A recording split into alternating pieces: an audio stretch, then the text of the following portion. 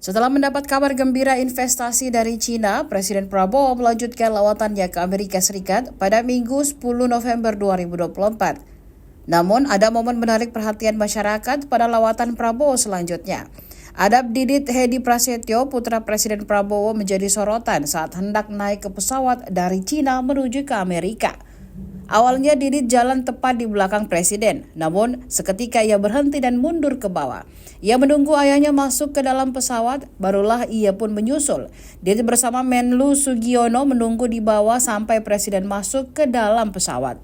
Keberangkatan Prabowo Subianto ke Amerika Serikat dilepas oleh Menteri Sumber Daya Air Republik Rakyat Tiongkok atau China, Li Guoying. Diinformasikan sebelumnya bahwa Presiden Prabowo 2 hari berkunjung ke negeri tirai bambu itu. Prabowo membawa pulang investasi fantastis. Ya, dirinya mendapatkan investasi senilai 10 miliar dolar Amerika Serikat atau setara dengan 156 triliun rupiah. Adapun lawatan Prabowo ke China berlangsung dari tanggal 8 hingga 10 November. Setelah akhirnya perjalanan di China, Prabowo melanjutkan kunjungan kenegaraannya ke Amerika Serikat pada 11 hingga 12 November mendatang.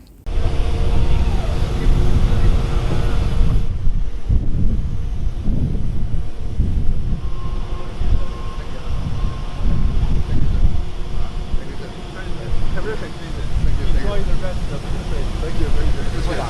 特意为您送给祝贺您这次访问取得圆满成功，祝您旅途愉快。